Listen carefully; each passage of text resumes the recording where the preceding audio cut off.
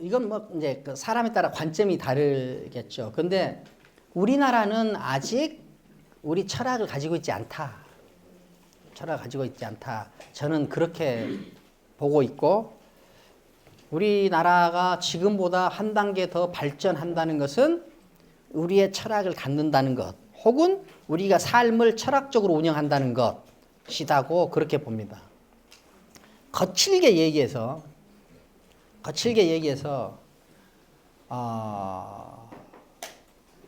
우리가 지금 장자를 통해서 철학을 공부하지만 동양에는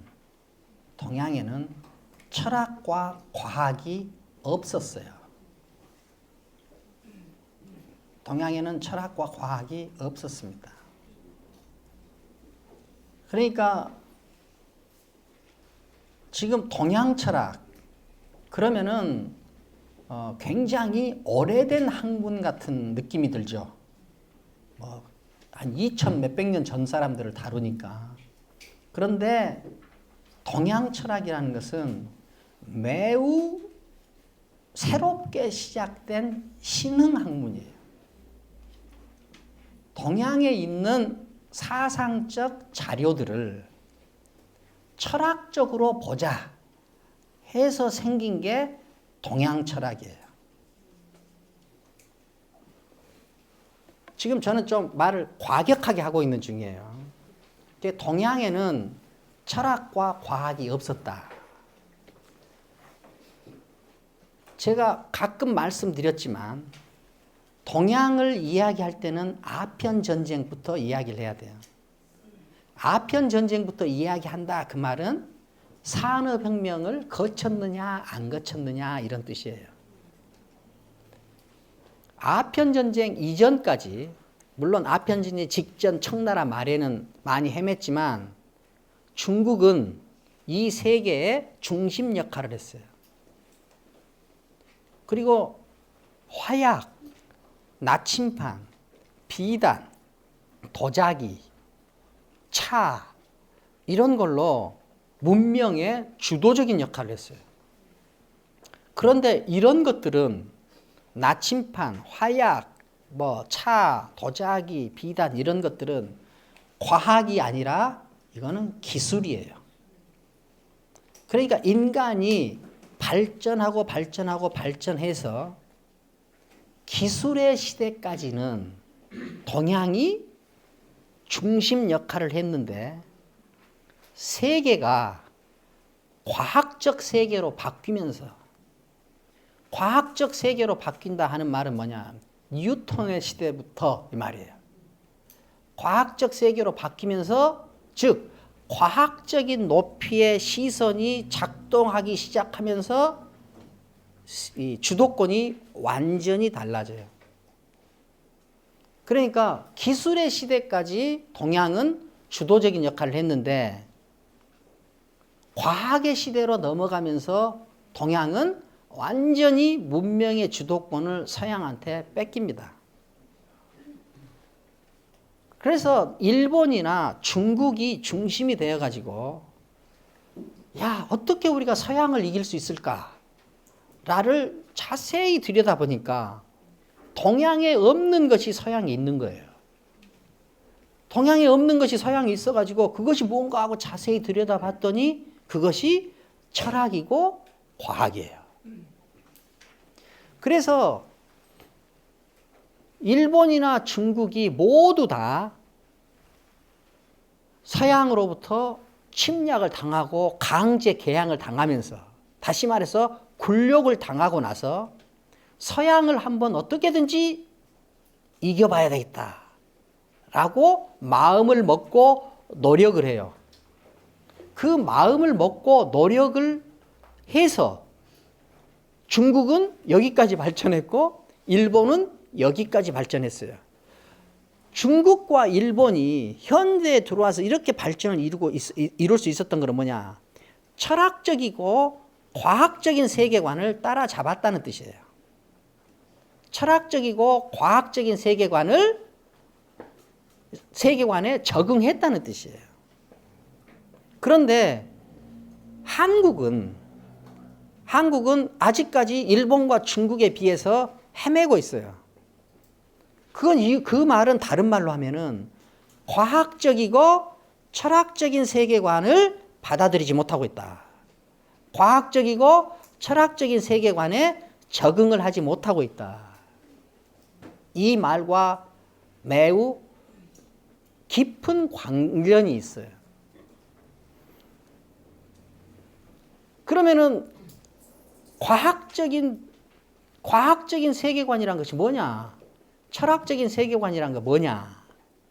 그러면은 매우 고도의 원리적 사고를 한다는 거예요. 원리적 사고를 한다. 지금 산업혁명이나 이런 것을 기계를 만들고 하는 것으로 생각하시지만 그 기계를 만들고 산업혁명을 이렇게까지 잘 끌고 올 수 있었던 배후의 추상적인 사유는 뭐였냐? 그것은 미분과 적분이에요. 미분과 적분이에요. 그러니까 우리가 눈에 보이는 것을 엄지락엄지락 만지고 있을 때 서양 사람들은 세계를 미분적분이라는 원리로 그것을 다루기 시작하는 거예요.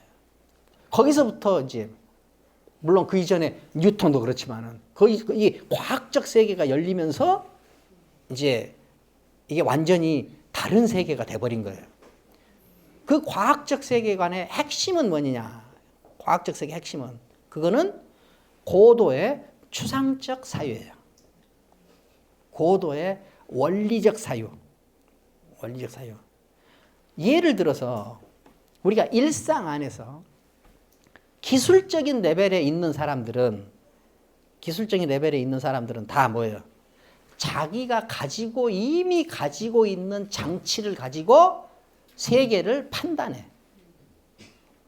그런데 과학적 세계관이 익숙한 사람은 이미 가지고 있는 장치들을 동원해서 판단하는 것이 아니라 그것을 봐요. 자세히 봐. 자세히 본다는 것을 뭐라고 그러냐? 이것을 관찰이라고 그래요. 그것을 관찰이라고 그래요. 그러니까 제가 한번 말씀드렸죠. 우리나라에서 비빔밥이 제일 유명한 동네가 어디예요? 더 크게 말씀해 주세요. 한평이죠. 말씀드렸죠. 한평에는 비빔밥이 대한민국 제일 맛있는 동네예요. 근데 어느 날 내 단골집이 아닌데 가가지고 비빔밥을 먹으니까 비빔밥이 잘 비벼지지가 않아. 그리고 초장, 거기 있는 그 고추장도 너무 풍미가 없어. 그래가지고 아주 반도 못 먹고 나왔어요. 그런데 그 며칠 전에 제가 스시를 먹었어요. 스시를 먹었는데 그 스시를 만드신 분은 나한테 거의 모든 걸 설명해 줬어요.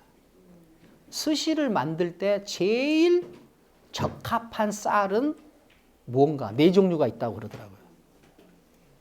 그 다음에 쌀을 몇 알 정도로 뭉치는 것이 제일인지, 그 다음에 스시를 만들 때 손의 온도는 얼마야 되는지, 밥을 할 때 그 점도는 어느 정도인지, 그 다음에 초밥을 만들어서 놓는 플레이트는 재질이 어떤 게 제일 좋은 건지, 온도는 어떤 건지 하는 것이 전부 매뉴얼화되어 있어요.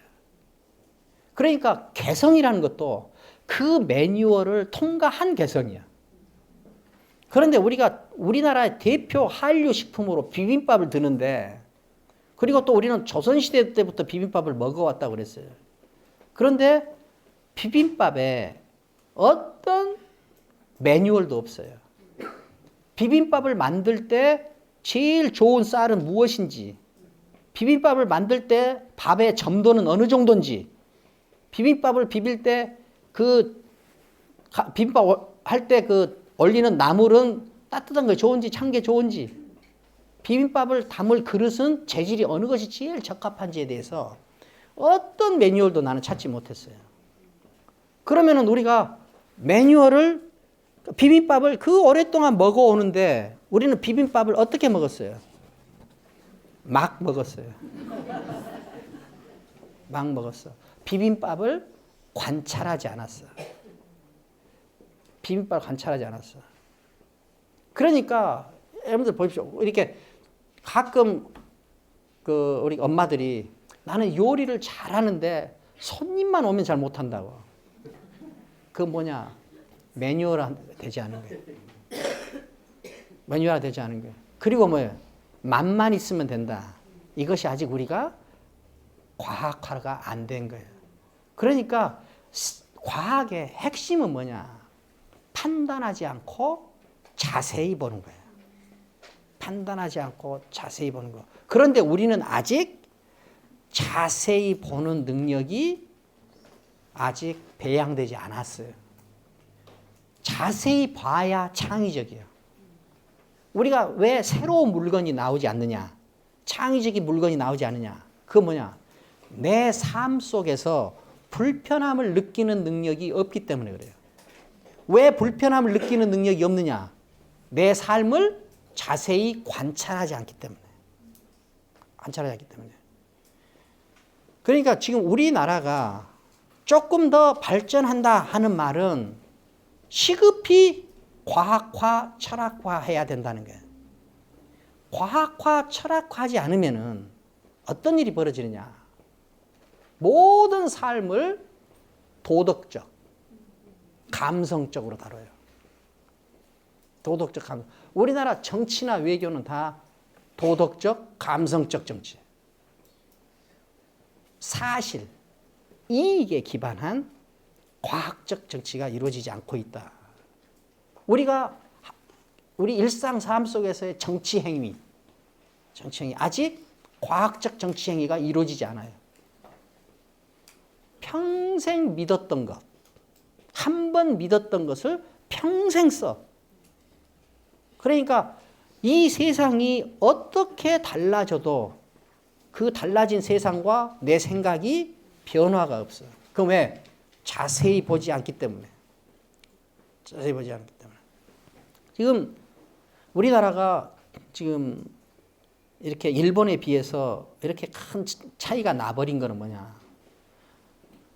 서양의 공격을 받았을 때 일본뿐만이 아니라 중국에서도 전 국토를 지배하는 기운이 뭐였냐? 학습이야, 학습. 원수를 배우자. 즉 서양을 배우자. 학습. 그런데 조선은 학습 분위기가 형성되지 않았어요. 원수를 배우려는 시도를 한 번도 하지 않았어. 원수를 배우려고 시도하지 않은 이유는 왜 그러느냐? 무지하기 때문에 그래요. 배워야 이길 수 있다는 것을 모르고 감성적이고 즉각적으로 증오하는 것이 더 진실한 삶을 사는 것 같은 생각을 주기 때문에 그래요.